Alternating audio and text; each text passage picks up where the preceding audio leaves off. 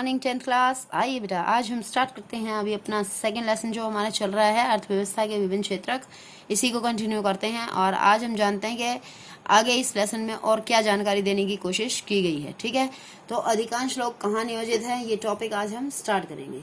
कि ये कहना कि अधिकांश लोग कौन से जो है क्षेत्रक में नियोजित हैं, जैसे मैंने प्रीवियस जो अपना लेक्चर था उसमें ये बता दिया था कि यहाँ पर काम का जो है रेशो दिखाया गया है कि ज़्यादा से ज़्यादा लोग कौन से रोजगार में लगे हुए हैं।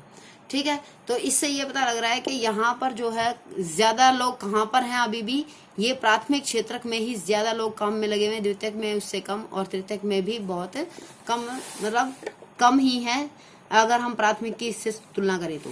ठीक है, तो ये कहना कि तृतीयक क्षेत्र जो है उसके अंदर रोजगार के बहुत ज्यादा अवसर पैदा हुए हैं, तो ये बिल्कुल कोई खास जो है ज्यादा अच्छी जो है ये ज्यादा सही बात नहीं होगी बल्कि।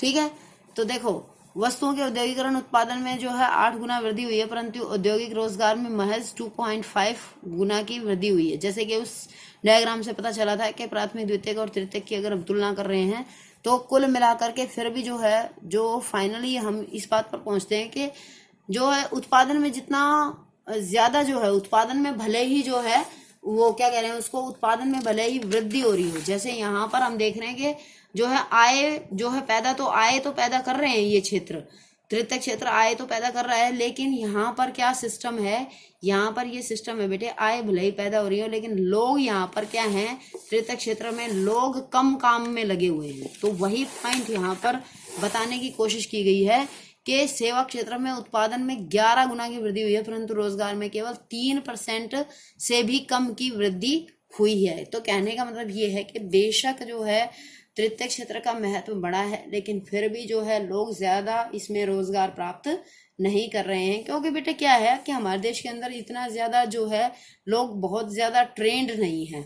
और तृतीयक क्षेत्र जो है उसका तभी जो है ज्यादा उसके अंदर ज्यादा तेजी तभी आती है जब लोग ट्रेंड होते हैं। ठीक है, काम के लिए जो है ट्रेंड होना बहुत ज्यादा जरूरी है। देखो कि देश में आधे से अधिक श्रमिक जो है प्राथमिक क्षेत्र मुख्यतः कृषि क्षेत्र में काम कर रहे हैं, जिसका जीडीपी में योगदान केवल 1/4 है। इसकी तुलना में द्वितीयक और तृतीयक क्षेत्र का जीडीपी में हिस्सा 3/4 है, परंतु ये क्षेत्र आधे से भी कम लोगों को रोजगार प्रदान करते हैं। क्या इसका अर्थ यह है कि कृषि क्षेत्र में लगे श्रमिक अपनी क्षमता से भी कम उत्पादन कर रहे हैं? तो ऐसा नहीं है, इसका जो है एक अलग तरीका होता है। जैसे आपने अपने 9th क्लास में भी पढ़ा था कि अक्सर क्या होता है कि अक्सर कृषि क्षेत्र में क्या होता है कि एक ही काम में बहुत सारे लोग लगे होते हैं, जिसको हम प्रच्छन्न बेरोजगारी या छिपी हुई बेरोजगारी भी कहते हैं, कि जहां पर जितने लोगों की आवश्यकता होती है उससे ज्यादा लोग जो है उस काम में लगे हुए हैं। अगर मान लीजिए जो है उस एक घर के परिवार के सदस्य 5 हैं, तो और उनके पास खेत का इतना ही टुकड़ा है, इतनी ही जमीन है कि 2 ही अगर लोग काम करते हैं तो भी सेम उत्पादन होना है, और 5 लोग काम करें तो भी सेम उत्पादन होना है। तो वो जो 3 लोग लगे हुए हैं वो क्या है, वो प्रच्छन्न बेरोजगारी का उदाहरण है, वो छिपी हुई बेरोजगारी का उदाहरण है कि वो केवल वहां पे काम कर रहे हैं, बाकी वो आय को किसी भी रूप में बढ़ा नहीं रहे हैं। ठीक है, ये कॉन्सेप्ट आपने पढ़ा है, ये इस बात के बारे में आप जानते हैं पहले से ही। ठीक है, इसके बाद ये देखो कि कृषि क्षेत्र के श्रमिकों को अल्प बेरोजगारी है। क्यों?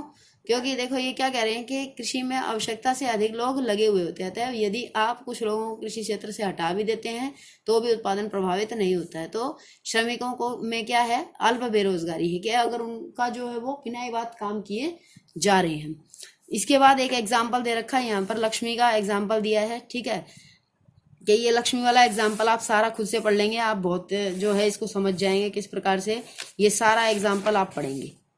ठीक है, इसके बाद जो है इसमें कुछ भी खास नहीं है समझने वाली बात, आप सारा ये आराम से पढ़ लेंगे। इसे स्टोरी दे रखी है, समझ जाएंगे आप इस स्टोरी के बारे में कि इसके अंदर क्या है। अब जो सबसे इम्पोर्टेंट इसका क्वेश्चन है कि राष्ट्रीय ग्रामीण रोजगार गारंटी अधिनियम 2005, इसको एक्सप्लेन करो। ये एग्जाम्स में कई बार आता है बेटा, ये बहुत बहुत इंपॉर्टेंट क्वेश्चन है। ठीक है, भारत में जो है 200 जिलों में काम का अधिकार लागू करने के लिए एक कानून बनाया गया है। इसे अब ये तो 200 से बढ़कर के ये जो है करीबन 600 जिलों में ये जो है अधिकार लागू हो चुका है। ये डे बाय डे जो है ये बढ़ता ही जा रहा है इसका, अभी इसके अंदर बहुत अच्छा हो गया है।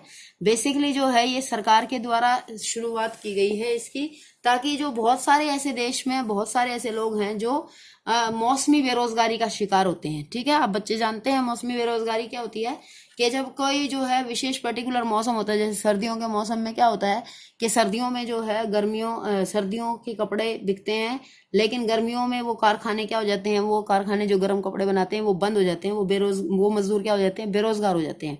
इसी प्रकार से जो है बहुत सारे ऐसे क्षेत्र हैं हमारे जो जहाँ पर जो है पर्टिकुलर सीजन में काम होता है, उसके बाद वो बंद हो जाते हैं, तो मजदूर बेरोजगार हो जाते हैं।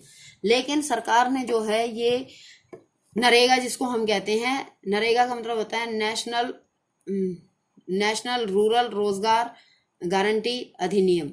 ठीक है, एम्प्लॉयमेंट गारंटी अधिनियम को एक्ट। ठीक है, तो national rural employment guarantee act, इसको ये कहते हैं 2005।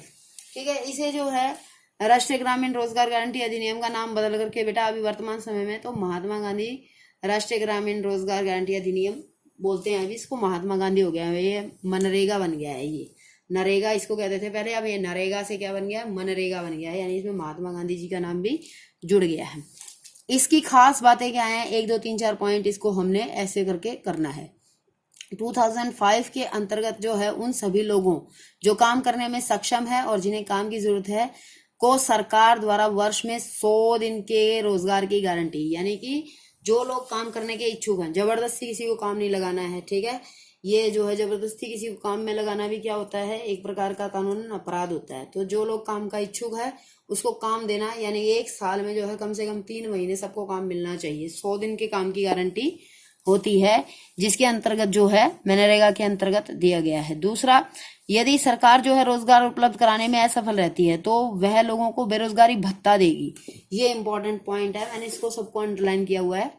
बेरोजगारी भत्ता क्या होता है कि अगर मान लीजिए काम नहीं मिल रहा है, ठीक है, काम मिल नहीं रहा है, तो ऐसी स्थिति में मजदूर क्या करते हैं, सरकार के सामने जो है इस बात का जो है ये बताते हैं कि हमें जो है 1 साल के अंदर 100 दिन भी काम नहीं मिला है, तो कम से कम हमें क्या मिलना चाहिए, उसके बदले बेरोजगारी भत्ता मिलना चाहिए, कुछ पैसे मिलने चाहिए। ठीक है, ये दूसरा पॉइंट हो गया कि जिनको काम उपलब्ध नहीं करा पाती है तो उनको बेरोजगारी भत्ता देती है। पहली ड्यूटी क्या होती है कि जो काम करने में सक्षम है और जो काम करना चाहते हैं उनको 100 दिन का काम कम से कम मिलना चाहिए।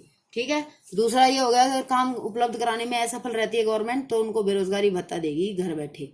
ठीक है, तीसरा जो है अधिनियम के अंतर्गत उस तरह के कामों को वरीयता दी जाएगी जिनसे भविष्य में भूमि से उत्पादन बढ़ाने में मदद मिलेगी, कि उन कामों को ज्यादा प्रेफरेंस दिया जाएगा, उन कामों को ज्यादा इंपॉर्टेंस जो है दिया जाएगा जो भविष्य में भूमि से उत्पादन बढ़ाने में मदद मिलेगी, जिनको कि कोई भी ऐसे काम जिनसे जो है और लोगों को रोजगार मिल सकता हो, ऐसे कामों के लिए।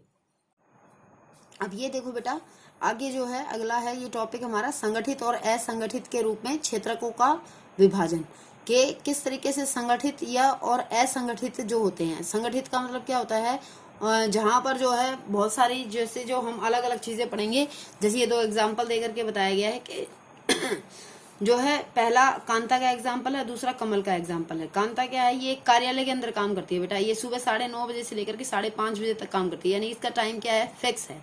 दूसरा, इसको नियमित रूप से प्रत्येक माह तनख्वाह मिलती है, यानी कि इसको नियमित रूप से, यानी कि कभी डिले नहीं होता है, हमेशा इसको टाइम पे तनख्वाह मिल जाती है। तीसरी बात क्या है कि वेतन के अतिरिक्त उसको और क्या मिलता है, उसको सरकारी नियमों के तहत भविष्य निधि भी प्राप्त होती है। ठीक है, कि ये कुछ पैसा होता है जो भविष्य निधि के रूप में सरकार काट लेती है और फिर बाद में रिटायरमेंट के बाद देती है, तो ये भी एक अच्छी चीज होती है जो अगर किसी व्यक्ति को नौकरी के दौरान अगर उसको ये सुविधा प्राप्त है तो उसे फायदा है। उसके बाद हो गया उसे चिकित्सीय और अन्य भत्ते भी मिलते हैं। ठीक है, कि जैसे जो है उसको हेल्थ अलाउंस भी मिलता है और उसके अलावा और भी उसको भत्ते मिल रहे हैं, और रविवार की छुट्टी उसको मिलती है। ठीक है, रविवार को वो नहीं जाती है, और इस दिन जिस दिन वो रविवार को जैसे सो नहीं जा रही है तो उस दिन की उसको क्या मिलती है, सह वेतन अवकाश है, यानी कि अगर वो संडे को छुट्टी पर है तो उसकी तनख्वाह, इस बात की तनख्वाह नहीं कटेगी, उसको जो है गवर्नमेंट की तरफ से, कार्यालय की तरफ से जो है संडे की छुट्टी है। ठीक है, उसने जब नौकरी आरंभ किया था तब उसे एक नियुक्ति पत्र दिया गया था जिसमें नौकरी संबंधी निबंधन और शर्तों का उल्लेख किया गया था। ठीक है, तो ये जो है ये कांता का एग्जाम्पल। इसके बाद कमल क्या कह रहा है, कमल जो है वो क्या है, कांता का पड़ोसी है। नजदीक के किराना दुकान में दैनिक मजदूरी करने वाला एक श्रमिक है, सुबह 7:30 बजे दुकान पर जाता है, शाम 8 बजे तक आता है, उसे अपनी मजदूरी के अतिरिक्त अन्य कोई भत्ता नहीं मिलता है, ठीक है। और उसे जो है कोई छुट्टी का वेतन भी नहीं मिलता है, मतलब उसको औपचारिक कोई पत्र नहीं है, उसको जब चाहे उसको दुकानदार जो है नौकरी से निकाल सकता है, इस तरीके से है। तो ये दोनों जो है, जैसे कांता का एग्जाम्पल है, तो कांता क्या है, संगठित क्षेत्र में कार्यरत है और ये असंगठित क्षेत्र में कार्यरत है। तो इसमें संगठित और असंगठित में क्या अंतर होता है, ये जैसे जो है आपको ये 2 पैराग्राफ पढ़ने से ही पता लग गया होगा कि क्या क्या अंतर होता है, ठीक है। तो इस तरीके से जो है, जो संगठित क्षेत्र होता है वहां पर बहुत सारी सुविधाएं प्राप्त होती हैं, बहुत सारे फायदे होते हैं, जबकि जो असंगठित क्षेत्र है वहां पर कोई काम की कोई गारंटी नहीं होती है, उसको कभी भी नौकरी से निकाला जा सकता है, ठीक है। तो इस तरीके से इन दोनों क्षेत्रों में जो है बिल्कुल भारी अंतर पाया जाता है। जैसे देखो, कांता जो है संगठित क्षेत्र में काम करती है और संगठित क्षेत्र में वे उद्यम अथवा कार्यस्थान आते हैं जहां रोजगार की अवधि नियमित होती है, कि जहां पर काम के घंटे निश्चित होते हैं कि हमें 8 घंटे ही काम करना है, ठीक है। ये नहीं है कि कितने बजे सुबह आ रहे हैं, कितने बजे शाम को जा रहे हैं, इस तरीके का सिस्टम नहीं होता है, ठीक है।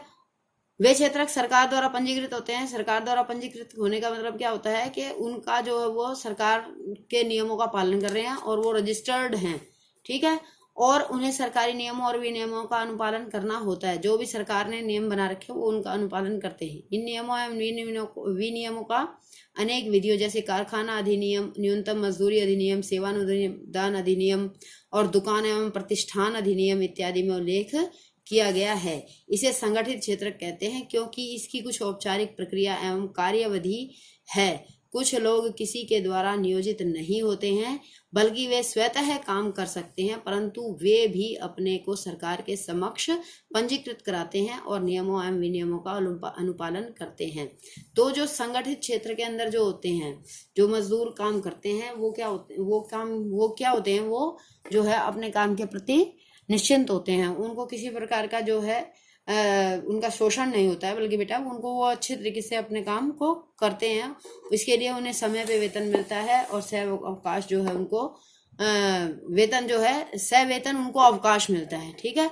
उसके बाद जो है ये सारी चीजें उनको बता रखी है कि इन सारी ये सुविधाएं भी प्राप्त होती है। पेयजल और सुरक्षित कार्य, पर्यावरण जैसी सुविधाओं को भी सुनिश्चित करना होता है।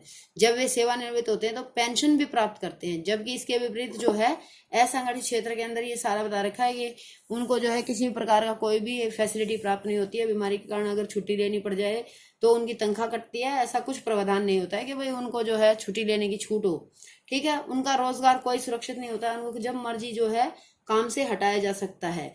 और कभी कभी जैसे मैंने आपको शुरू में बताया था कि कुछ पर्टिकुलर मौसम होते हैं जब जो है मजदूरों की जरूरत नहीं होती है, तो ऐसी स्थिति में उन मजदूरों को काम से निकाल दिया जाता है। तो ये बेसिकली जो है बहुत सारे लोग क्या होते हैं, वो नियोक्ता की पसंद पर ही निर्भर होते हैं कि भाई हमें किसको काम पर रखना है, किसको नहीं रखता है, ये उसकी मालिक की मर्जी होती है, ठीक है। इस क्षेत्र में भी काफी संख्या में लोग अपने अपने छोटे कार्यों पर सड़कों पर विक्रय और मरम्मत कार्य, इन सब में जो है अपनी मर्जी से ही काम में लगे हुए हैं, ठीक है, ताकि जो है उन्हें जरूरत पड़ने पर जो है काम मिलता रहे और उनका जीवन आजीविका उनकी चलती रहे।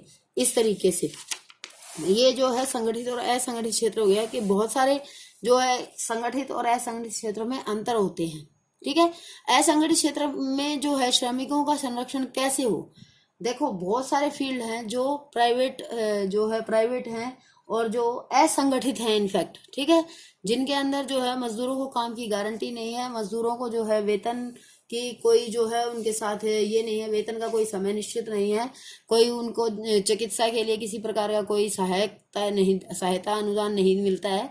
बहुत सारी ऐसी नौकरियां हैं, ठीक है। तो उन क्षेत्रों में विशेष रूप से जो है कैसे क्या किया जाए कि जो वो मजदूर जो हैं उनको शोषण से बचाया जा सके और उनको उचित मजदूरी मिले, जिससे वो उनका जीवन भी ठीक तरीके से चल सके, ठीक है। तो इसके लिए क्या किया जा सकता है बेटे कि ये संगठित क्षेत्र जो है अत्यधिक मांग पर ही रोजगार प्रस्तावित करता है, लेकिन संगठित क्षेत्र में जो है रोजगार के अवसरों में बहुत अत्यंत धीमी गति से वृद्धि हो रही है।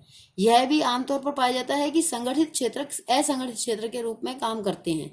जैसे हमारे यहाँ पर जो है पहले गवर्नमेंट स्कूल ही होते थे केवल, लेकिन अभी प्राइवेट स्कूल भी होने लगे हैं, ठीक है। पहले जो है बिजली विभाग जो होता था वो हमारा पूरी तरह से गवर्नमेंट विभाग होता था, लेकिन अभी कुछ जो है स्थानों पर बिजली विभाग भी जो है क्या हो गया है, वो भी प्राइवेट कंपनियों के ने जो है अपने अंडर ले लिए हैं, तो बहुत सारे ऐसे क्षेत्र हैं बेटा जहाँ पर केवल जो है पहले गवर्नमेंट सेक्टर होते थे वो अब लेकिन वो धीरे धीरे प्राइवेट सेक्टर में कन्वर्ट हो रहे हैं। ठीक है, तो कुछ ऐसी रणनीति, कुछ ऐसे जो है करना चाहिए जिससे उनको संरक्षण प्रदान किया जाना चाहिए, जिससे कि जो असंगठित क्षेत्र में काम कर रहे लोग हैं वो भी क्या हों, वो भी अपने आप को सेफ महसूस करें।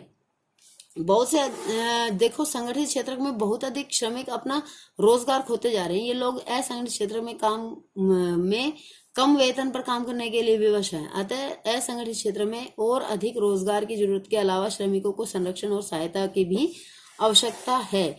क्यों? देखो बेटा, एक तो हमारे यहाँ पर क्या है कि देश में जनसंख्या बहुत तेजी से बढ़ती जा रही है, तो तेजी से बढ़ती हुई जनसंख्या के कारण भी क्या हो रहा है, असंगठित क्षेत्र में लोग काम करने के लिए ज्यादा तैयार रहते हैं और असंगठित क्षेत्र में आते जा रहे हैं। लेकिन जो भी असंगठित क्षेत्र है उनको क्या करना चाहिए, उनको भी जो है गवर्नमेंट के अंडर लेकर के आना चाहिए और गवर्नमेंट के नियमों का उनको पालन करते हुए जो है उनको चलाना चाहिए।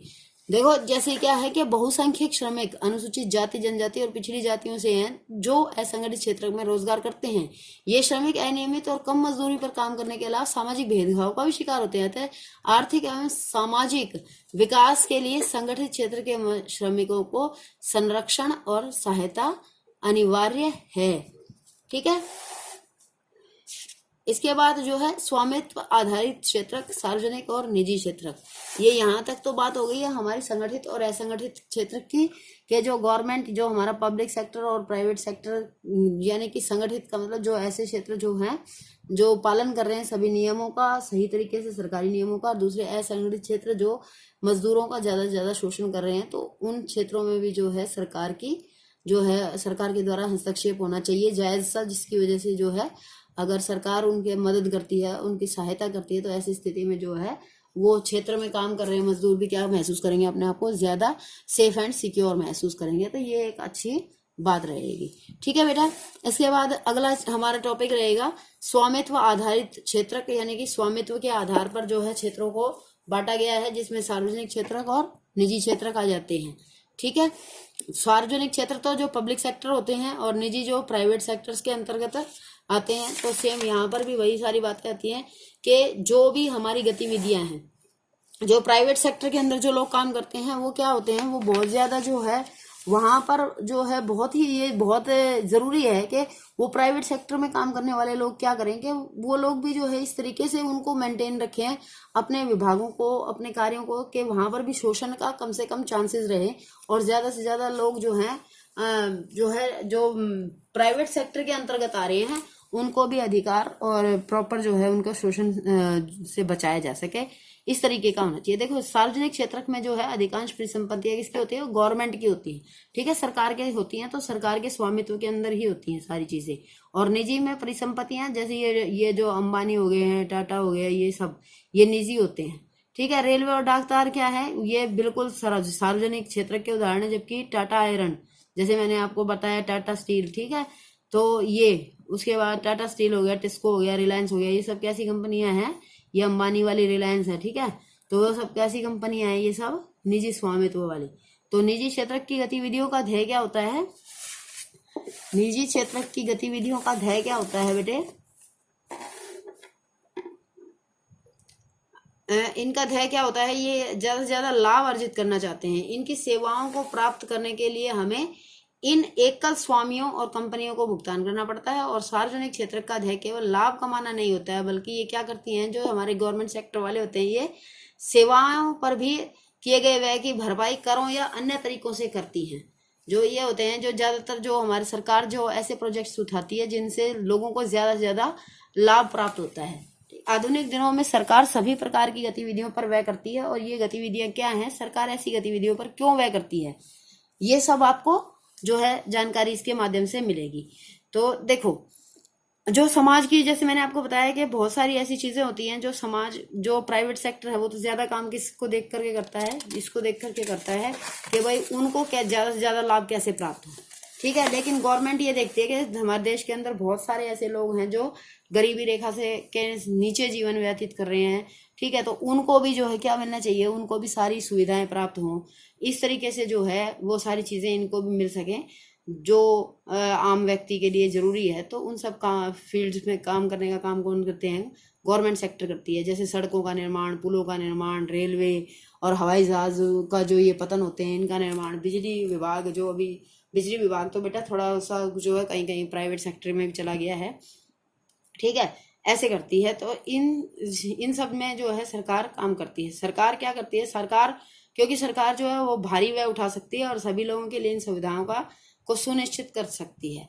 भारत के अंदर बहुत ज़्यादा जनसंख्या है, अगर भारत सरकार जो है इन सब चीज़ों पर ध्यान करेगी, लोगों की आम सुविधाओं की तरफ ध्यान करेगी, तो लोग जो है उस सरकार को अच्छा समझते हैं और इससे देश का भी विकास होगा, सीधी सी बात है, ठीक है। इसके बाद के कुछ ऐसी गतिविधियां होती हैं जिन्हें सरकारी समर्थन की जरूरत पड़ती है, जैसे निजी क्षेत्र उन उत्पादनों तथा व्यवसायों को तब तक जारी नहीं रख सकते हैं जब तक कि सरकार उन्हें प्रोत्साहित नहीं कर सकती। जैसे उत्पादन मूल्य पर बिजली की बिक्री से औद्योगिक उत्पादन लागत में वृद्धि हो सकती है, अनेक इकाइयां विशेषकर लघु इकाइयां बंद हो सकती हैं। यहाँ सरकार उस दर पर बिजली उत्पादन और वितरण के लिए कदम उठाती है और जिस पर ये उद्योग बिजली खरीद सकते हैं और सरकार लागत का कुछ अंश वहन करती है। इसी प्रकार से भारत सरकार किसानों से उचित मूल्य पर गेहूं और चावल खरीदती है, इसे अपने गोदामों में भंडारित करती है और राशन दुकानों के माध्यम से उपभोक्ताओं को कम मूल्य पर राशन बेचती है, ठीक है। जो आपने 9th क्लास में भी पढ़ा था सार्वजनिक वितरण प्रणाली, उसके बारे में यहाँ पर जो है सारे सरकार देखती है। तो कुल मिलाकर के कहने की बात यह है कि बहुत सारी हमारी आर्थिक गतिविधियां ऐसी हैं जिन पर सरकार अपनी जिम्मेवारी लेती है और सरकार व्यय करती है, और सरकार जो है शिक्षा, स्वास्थ्य संबंधी और भी बहुत सारी बेसिक जो रिक्वायरमेंट्स हैं वो लोगों की पूरी करती है, जिसके माध्यम से जो है देश के लोगों का विकास होता है और उन्हें अच्छी सुविधाएं प्राप्त हो पाती हैं, ठीक है। देखो अलग अलग राज्यों का भी अलग अलग हिसाब है, जो अलग अलग राज्य हैं वो अलग अलग प्रकार की सुविधाएं प्रदान करते हैं। तो इसी से जो है उन राज्यों का जो ग्रोथ रेट है, उन राज्यों के अंदर जो विकास दर है वो अलग अलग है, ठीक है। इस तरीके से ये चैप्टर हमारा फुलफिल हो गया, कंप्लीट हो गया है। तो आप इस चैप्टर को बहुत अच्छे से जो है इसके क्वेश्चन आंसर्स लर्न करेंगे। देखो बहुत इंपॉर्टेंट इसके क्वेश्चन आंसर्स हैं, ये सारे जो हैं जो बुक में निशान लगाने के हैं वो बुक में निशान लगा लेंगे, ठीक है। और इसके बाद जो है जो अपनी नोटबुक में करने के क्वेश्चंस हैं वो आप नोटबुक में करेंगे, ठीक है। आई होप ये लेसन आपको अच्छे से समझ में आ गया होगा। जो भी टॉपिक में आपको दिक्कत आ रही है आप उस टॉपिक को आराम से जो है 2-3 बार सुन लीजिए। आप लेसन जो है कुछ भी आपको लिए डिफिकल्ट नहीं है, लेसन सारा लेसन जो है बिल्कुल इजी एंड स्मूथ है, आप एकदम से समझ जाएंगे, ठीक है बेटा। ओके चलिए, bye bye all of you, take care yourself, okay.